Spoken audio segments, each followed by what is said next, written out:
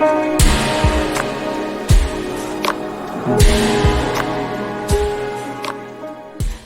going on, guys? Welcome into the FTN betting show. And I feel like after week one, I said, wow, what a weird week one, which is normal though for week ones, right? I don't find myself being like, wow, it's week 8. What a weird week 7. Like, what in the world is going on? We had some key top teams that lost. We had some underdogs that won. I mean, it was madness everywhere.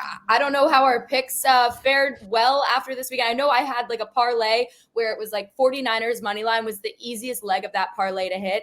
And then lo and behold, the Niners lost. And I'm still not over it. Abby Labar, Chris Meany, Mike Randle here with you guys. Please enlighten me. I think the one other takeaway I can at least be happy about is the fact that the Giants did win. Yeah, they did win. No, they won, guys. They won. Okay, but I'm going to defend us on that overcall. I'm sitting there at like 12:15, stuffing my face with a New Jersey everything bagel. Okay, having a cup of coffee. DFS lineups in, bets are in. What do I see?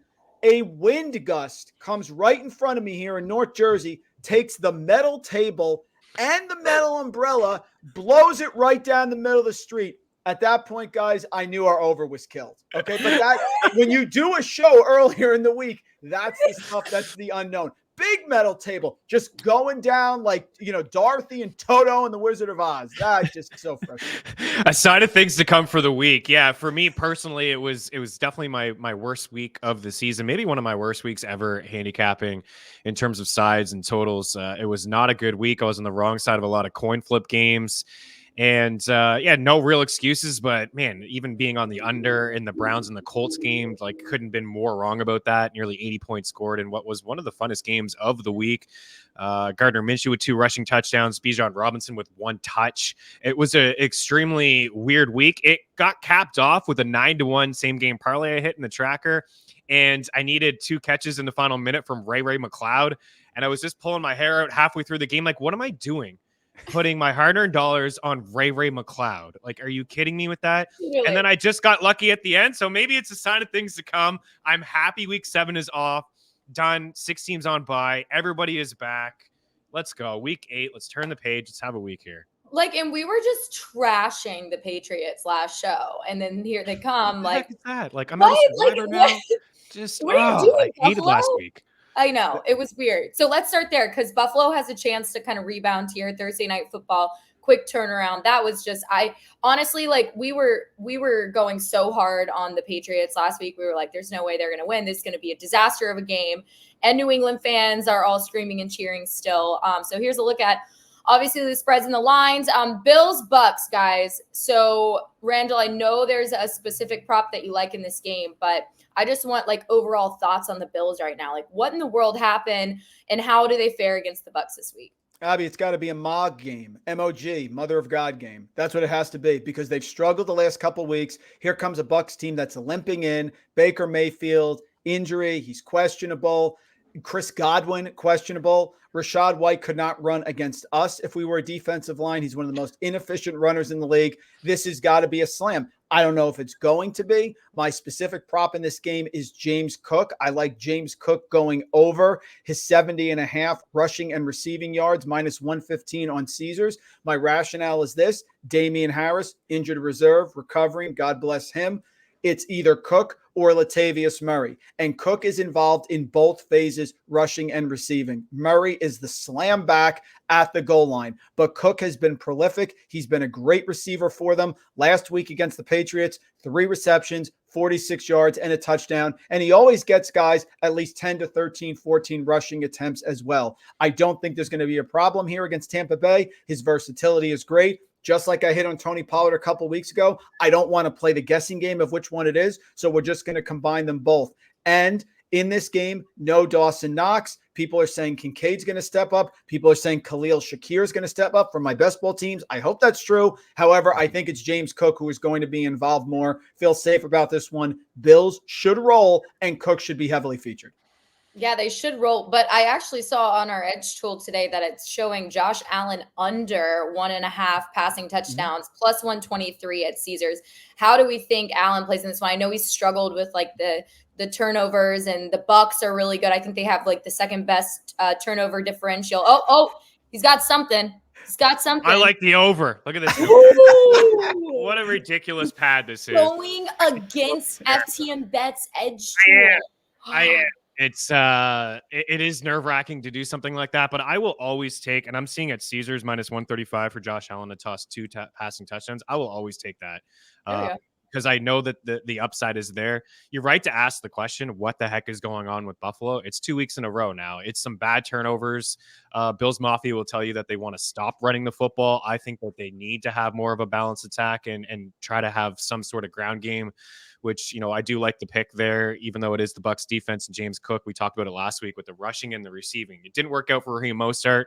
That was one I would still take, but if they find a way to bottle him up a little bit and get a couple more targets out of the backfield, Randle will get this number. But yeah, Josh Allen in just a potential bounce back spot for him. You can pass on this Bucs secondary, so I will take that 1.5, and I will be looking at Rachaad White. Receiving yards and receptions. There's nothing yet I see in our prop shop for receptions, but I see receiving yards at 20, 21, 65 receiving yards. Mike is also right. He cannot run on anybody. The Bills have struggled against running backs, but Rachaad White is still catching passes. He got 50 as a rookie last season, and he's topped 20 receiving yards in 4 of his last 5 games. So being 8.5-point dogs, I think that board showed a couple grabs out of the backfield. Maybe we get that receiving yard prop. I'll tell you what was right about our FTM Bets edge tool last week. The Jordan Addison receptions. I played that. It was like, I think he already had 2 or 3 after the first. I think it was like 2 after the first quarter. I mean, absolutely went off. That was a fun game to watch. Hated awesome. the 49ers aspect of it. But that's exciting for the rookie wideout. So as we take a look at the Vikings, like, is this deja vu? Because this was kind of around the time last year that they started to step up a little bit. And it was like, the second half Vikings just went off. I mean, what do you like about Minnesota, Chris? I really like what I saw from him last week. I mean, everybody gives Kirk Cousins a hard time in primetime games. I think he's been really good this season as a quarterback. And, without Justin Jefferson losing his shiny toy, he leaned on his rookie wide receiver and Jordan Addison, who had the career game. He was awesome in that game. He came back. Hawkinson's having a really good season. Can't be stopped at all. This is a little bit, this pick here, Vikings -1, Vikings money line. I put in the tracker, roughly same odds. I think there's a 1.5 out there.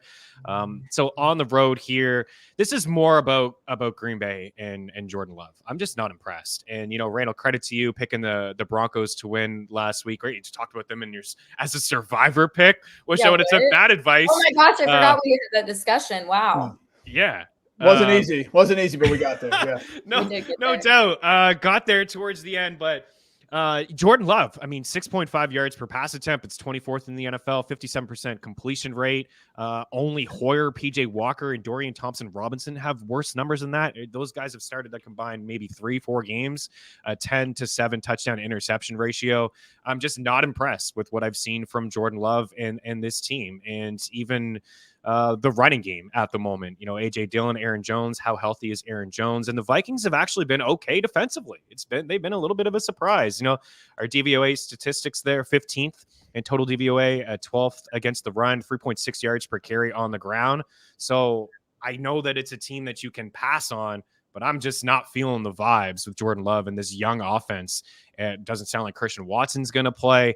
So I'm taking the Vikings here on the money line. If this moves to 2.5, I like them to win the game by a field goal. And I don't know. I don't think they're a playoff squad, Abby. I don't know if this is where they turn things around, but if they lost last week to the Niners, trade deadline 7 days away, maybe there's something there, but I think that they'll try to just battle until JJ is back, and maybe they're hanging around as a wild card team.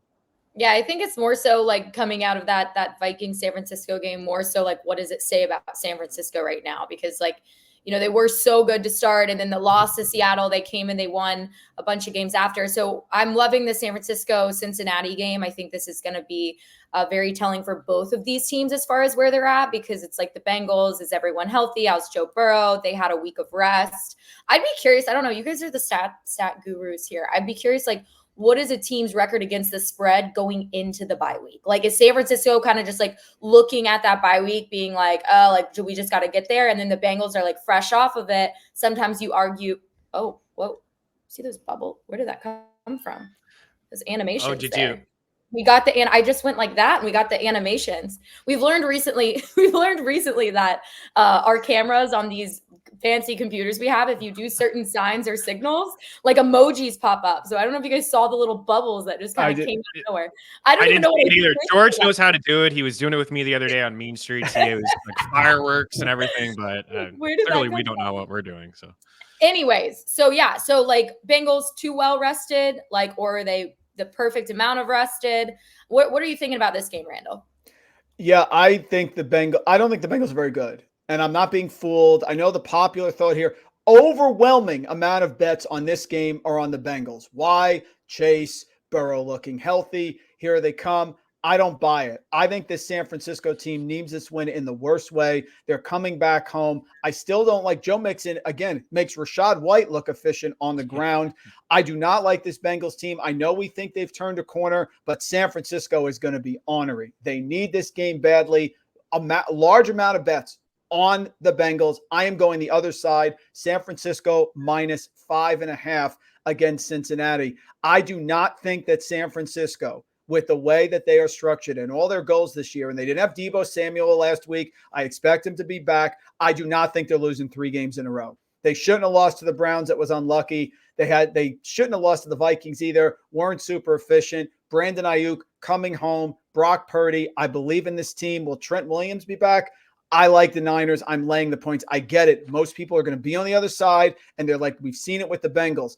I don't know what I've seen. Chase has been up and down. T. Higgins is hurt. Joe Mixon is inefficient. Their defense doesn't look good. It's a lot of points. I get it, but I'm going to be on the other side, guys. San Francisco minus the points. Last thing I'll say is I like when our model backs up something that I've handicapped. 7.1% edge on San Francisco minus 5.5. That's a 60% probability of winning. Go ahead, Chris. Tell me I'm wrong.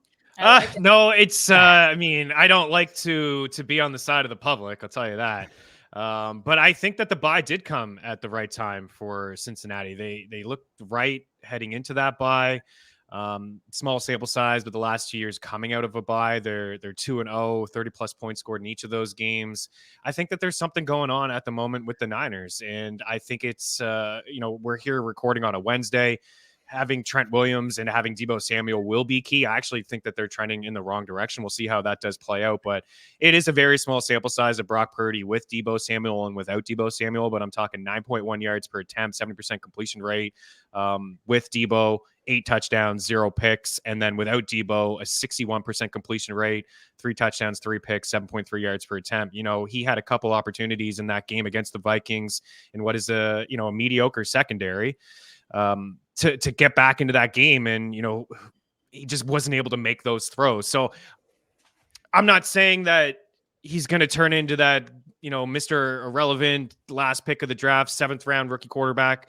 He's still a really good quarterback, and it's a great play caller. But I think this is going to be a tight game, man. I think the Niners pull it out, but I think this is going to be a field goal game. I think T. Higgins and Joe Burrow, that rest is what was needed for this squad. And I don't believe in Joe Mixon, but I like the defense. The defense has been okay against the pass. So I'm going to lean with, I guess, the public and just the Bengals covering this game and keeping it close as a field goal game. This is a very important matchup for both squads. And listen, Chris, coming into last week, the public has been on fire this year against the spread. Last week, bloodbath. However, overall, they've done very well. Maybe they get going again. We got to see which way the trend goes. I was going to ask if you were bold enough to pick Bengals money line, but I guess not. No, you're the money line person, Abby. You get all the money lines. My money line picks have not gone well lately. So got the Jets at the Broncos. Got that one. That's true. You're right. You're right. I did. I forgot about that. Yes. Okay. So Kansas City. I'm like doing where do we measure? Where are all these teams sitting right now? Like, how are we measuring them? Because it is kind of like almost halfway. I don't even know. It's not quite halfway yet. Well, halfway of the fantasy season. We'll call it that. Yeah. So like Kansas City, right? Okay, weird game. Obviously still figured out a way, still a dominant team. But how do we measure them right now at this point in the season? I think that we all know that their offense is really good, right? I mean, they check in second behind Miami in total offense and total yards. So we it's no surprise. Like Travis Kelce. I mean, these graphics that I'm seeing with Travis Kelce's numbers with Taylor Swift, without Taylor Swift, it's just like it's starting to drive me a little bit insane because Kelce is going to go down as one of the best tight ends ever. And I get he had a slow start to the season and a couple injuries, and he's balled out lately. It has nothing to do with Taylor Swift. Swifties are going to come at me here. Swifties are going to attack you. I think the thing here is, for me, is their defense. Fifth total DVOA defense, fourth against the pass, 15 points per game. It's the second best mark. We view them as an offensive squad, right? This is a team that can put up 30 points per game, one of the highest scoring teams in the NFL. But now I think people just don't, I don't know if they overlook their defense, but I feel like people are overlooking the secondary at least. Like, they've been really strong against the pass. They're not allowing a lot of points. And when I look at this matchup against the Broncos, and I get it's a division game, and Denver played them really good and tight a couple weeks ago, but ultimately you look at Mahomes and he's 12-0 against the Broncos. If he wins this week, he'll set an NFL record for the most consecutive wins over an opponent without a loss. He's actually owned this division. He's 9-1 against the Raiders, 7-2 against the Chargers, and the Broncos. Great. They beat the Packers last week. And again, credit to you, Mike, but I just talked about how much, Jordan Love has really struggled. This is Denver, some of the statistics so far this season. 32nd in total DVOA, 31st against the run, 32nd against the pass, a 75% completion rate against opposing quarterbacks. That's the worst mark in football. 7.9 yards per pass attempt. It's the second worst mark in football. 421 yards allowed per game. It's the worst. 257 passing yards, the third worst. 167 rushing yards per game. You guessed it, the worst. And 5.5 yards per carry on the ground, also the worst here. So even if this defense steps up at home and gets a couple stops against Mahomes, I don't think that they're going to be able to move the ball. You can lean on Pacheco, who is having a really nice season here. Just need them to win by 7 points. I see 7.5. I see 8. Just jump on this 7. I think they win by double digits. Chris, over under, two teams playing within the division who are 7-point favorites on the road this week. I'm going to set the over-under at 0.5. Eagles at Washington, Chiefs at Broncos. You going over-under with someone with the cover on both those games? I have a lean to Washington covering, just because of how well they have played against Philadelphia over the past couple of years. But we're going to get into them in a little bit. I'm going to tease them down like a coward. But I would say I just a little bit more of confidence at this moment with Kansas City and Mahomes and company. So, but KC. Good. No wonder Sean Payton was still depressed after the win, after listing all those stats. I mean, sheesh. Poor Broncos. Rough go. And who knows, who's traded this week? That's another thing too. This Broncos, the trade deadline's creeping up. There's rumors about Patrick Surtain, Jerry Jeudy. So it's kind of like they're folding at the moment. It feels like, anyways.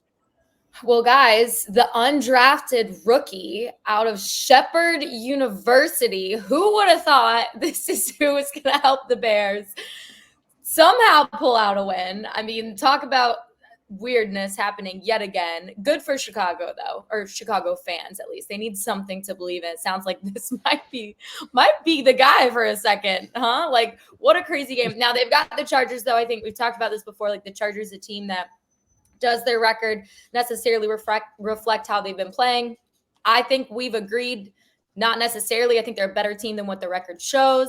They have not been necessarily a second half team, though. So you got Chargers, Bears this week. Mike, what do you like here? Yeah, it's Chargers. It's the same thing that has to happen with the Bills. I'm going to lay the points here. Bears going on the road. I am not saying, and I can't pronounce his name, Baggett? I don't know how to say it. I don't think he's going on the road here. Bajan, thank you. I don't think he's going on the road here and winning. Bears have won 2 of their last 3. The big win over the Commanders when DJ Moore went ballistic. Raiders 30-12, but that's the Raiders. That's Josh McDaniels on the road every single time. In this matchup, Chargers need it. Chris talked about stats. How about the Bears defense? They don't get any pressure. They're 28th in DVOA. They're 28th against the run, 30th against the pass. Austin Eckler, another week back. Justin Herbert, team has to roll. Offensive line should be healthy. I don't see it. If in this situation, You want the Bears to get a backdoor cover. Congratulations. Chicago is not winning this game, so that's what you need. I think the Chargers light it up here, get a big win at home, and they need it. Boy, do they need it. Yeah, LA's got the film on him now, so it's going to be like a little bit of a different scenario with this guy coming in, but we'll see. Meaning anything to capitalize on that one? I tell you what, the Chargers better win the game convincingly because this is a disappointing squad. I feel like we just do this every year with the Chargers. Everyone loves the Chargers. Justin Herbert, I think I saw a stat from ESPN Stats and Info. He's got the most losses out of any quarterback since he's entered the league as well. And they're tough losses, and they're not on him. They're not all on him. But he's got to be the guy because the defense lets him down. They can't stop anybody. The secondary is absolutely brutal, and they've had issues stopping the run over the past couple of years. So, yeah, I guess they're calling him Bajent in Chicago. I've heard so many different things. Bajent, like agent. And Agent Bajent. He's gonna have his hands full, I think, to keep up. We hit it off the top, but the crazy Patriots win somehow or another. We haven't talked about Detroit quite yet, so let's dive into that. I know you guys both have some teasers, and Detroit is somebody that you guys have on both of these. So, Randall, I'll start with yours. Ugly loss to the Patriots. I mean, this is a team that should be able to bounce back, but where are you going with this? Well, that's my big one here is the teaser. I am teasing the Chargers down -2.5, and I am teasing Detroit down also to -2. Detroit on Monday night. Now we have the Raiders with a second straight road game. The Lions stopped the run, and the Raiders have not been able to rush the ball efficiently. I think we all thought Josh Jacobs comes back and he just returns to the most efficient one of the most efficient running backs in the league after what he did last year. So the Lions are going to stop the run. That's what they do, especially at home, coming off a loss. So you're going to have to attack them through the air. Besides Devontae Adams, who has really struggled and started to chirp a little bit, he's not getting the ball. I don't see it here. I think the Detroit inside, Jared Goff, Amon-Ra St. Brown, massive, massive game last week in the destruction against Baltimore. I believe they bounce back. I believe in their defense, which is top 5 per DVOA. So I'm teasing them both down. 2 favorites. Doesn't feel great. Chargers -2.5, Lions -2. Go ahead, guys. I like it a lot. Yeah. Well, I know you agree with the Detroit one for sure, but speaking of not like, what are you doing? I see you got Philly on here. You're teasing your Philly. I do. So I'm teasing them down. You believe in your Eagles? I believe they're going to win the game. Very impressive W against Miami. I was unsure if they were going to have that type of performance, but they got pressure on the quarterback. And so we don't need to talk about Detroit anymore. I completely agree with Mike. It's a bounce back spot here for the Lions, and the Raiders are just a mess at the moment. Kansas City, we tease them down here a little bit. I like them, of course, to cover the 7. Baltimore to win by a field goal in Philly. I'm just going to give a little bit of love to Aaron Schatz. You got the article over at ftnfantasy.com. I was reading that this morning about Sam Howell, 40 sacks. It's 12 more than the next closest guy, Daniel Jones, who's missed a couple games this season. And he references David Carr in his article. He was sacked 76 times back in 2002, which was the most, and Howell on pace for 96 sacks. And New York Giants have the second lowest adjusted sack rate in the league, or a team that just can't really get a ton of pressure, and they were able to sack him 6 times. Just a couple nuggets from this article, like Washington allowing pressure on 34% of the dropbacks, which is inside the top 10. The adjusted sack rate at 14.6%, which is dead last, and nearly 2 full percentage points ahead of the Giants, which are 31st. And he talks about the historic numbers and David Carr in 2002, and that was at 15.1%. And then I thought this was pretty telling as well. Like Howell, pressures become sacks at 39% of the time. The league averages 23%. No other quarterback is above 35%. Now he talks about the pass blocking and the run blocking being kind of middle of the pack, and Howell maybe hanging on to the ball just a little bit. Had an okay game against the Eagles earlier in the season, but the way that the Eagles can dial up some pressure and get after the quarterback, and you saw it with Tua. I mean, that's the recipe to slow down the Miami offense, is to get pressure in the face. And you saw, having to take Brian Robinson off the field for Rodriguez last week, and just because it sounds like he's a better pass blocker, according to reports in Washington, just doing what he can to protect Sam Howell. And the Eagles don't allow much on the ground at 3.6 yards per carry. So on the road divisional game, I know Randall talks about this a lot. He just brought it up. Credit to you again last week with the call about New England, covering that game, and they ended up winning that game. So these divisional games can get extremely weird, especially when the road team is favored at home against the squad that is inside the division. But I like Philadelphia here to win. And I want to just bear with me here. I want to give a little bit more love to Baltimore, right? We were drinking wine Kool-Aid, me included. I was in on Detroit. I was call it upset. Couldn't have been more wrong about that. But Baltimore has now moved to number 1 in total DVOA, number 1 against the pass, 7th against the run. They've allowed the fewest fantasy points to quarterbacks, just 200 passing yards allowed, 60.5 completion percentage, which is inside the top 10, 4.6 yards per attempt, 4.6. The next closest is Randall Saints at 5.6. Only 4 touchdowns allowed. Only 4 touchdowns so far through the air. And the flip side, Arizona, they're 31st in total DVOA. They are 31st against the pass. Lamar was just player of the week. He had 4 touchdowns, nearly 400 yards. This Ravens team is bringing it all over the field. They can stop the tight end. They can stop the run. They can stop the quarterback. And they seem to be hitting their stride offensively. Odell Beckham Jr. had his best game as a Raven. Bateman was playing on the field. Those guys would have been hurt a majority of the season. So, and if you look at Dobbs too, the first couple of weeks of the season, yards per attempt, completion percentage, really good. We were all impressed with him. But look at the past 3 games, the completion percentage has been in the 50s, 4 or 5 yards per attempt. He's kind of turned into that backup that he has been for a majority of his career. So even though it's a large spread, and I'm teasing it down here 2.5, I do like the Ravens to win by a touchdown. Randall, you got a money line dog for this week that we haven't hit yet? Just curious. Gosh. Yeah. You want to look at money line. Your article came out. Yeah, if you want, this was a tough one because I had problems finding money line underdogs each week, but we've been able to get profitable each of the last couple weeks. So I continue to grind it out, guys. As much as it's frustrating, I grind it out. But this week, looking at money line, last week there was a ton of picks, by the way. This is hard.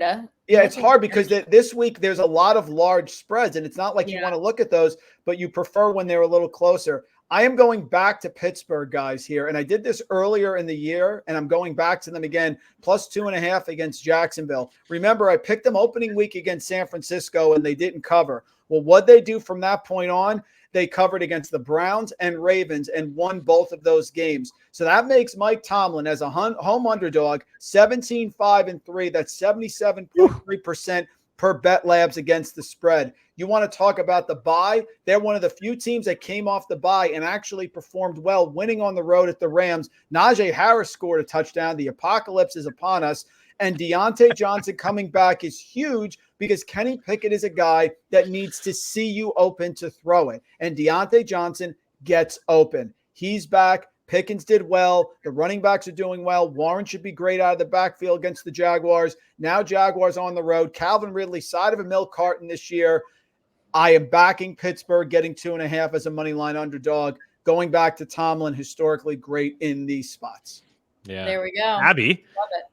You got to make a choice here. Do you see who's on the schedule? I know. I was just thinking that. Like, what do Jets I do? Or Giants? I was riding with the Giants. I don't even like. I don't like the money line odds on that. But I mean, I have to stick with the Giants. I am committed. They're as plus 130. I know I chose the Jets, but like my fandom and my Giant sweatshirt have lied. The time. I should try to go to that game. The sweatshirt, game. Yes. The sweatshirt. It should be a fun game. It's solely the reason. I'm like, there's no Jets sweatshirt. There's a Giant sweatshirt. How do we get the bubbles? Oh, did I do it again? No, I'm trying to get it. I don't see it when you see it. I'm trying to get it. There it is. I was trying to do the thumbs up does fireworks. It's like thumbs up does fireworks. Oh, whoa! There it is. There it is. Very good. Let's go, Giants. See? If you get it right, you have to do that again. Yes. Yeah. That should be a really fun game at MetLife, right? Road game for the Jets. I mean, the Jets defense has been playing so good against really good quarterbacks. They made Mahomes look silly, Josh Allen, Jalen Hurts. I'm convinced. I wasn't convinced that they were going to be a playoff team with Aaron Rodgers. I've seen enough to know that Rodgers only had to be mediocre for this team to be hanging around a playoff spot. And Zach Wilson's looked okay. I think the Jets are going to win the football game. Watch out for the win, guys. That's all I'm I gonna know. say. Yeah. So, like I also love the Giants because I loved Daniel Jones. Like I was drinking the Daniel Jones Kool-Aid for so long, and it sucks that he's out. But like Tyrod Taylor's done a pretty good job. So Yes. I'm not. Yeah, like I can get on board with that too. But that's fine. You can go Jets. I can go Giants, and then we'll may the best team win. Yeah, we ain't saying much, but may the best team win. I know, right? Make something out of nothing. That's okay. We like to have fun on this show. All right, great stuff as always, guys. Appreciate you all tuning in each and every week with us. Hopefully we are helping you cash some tickets. If not, it's all for fun, right? We enjoy it. We'll see you guys next week. But for Abby Labar, Mike Randle, Chris Meany, this is the NFL Betting Show on FTN Network.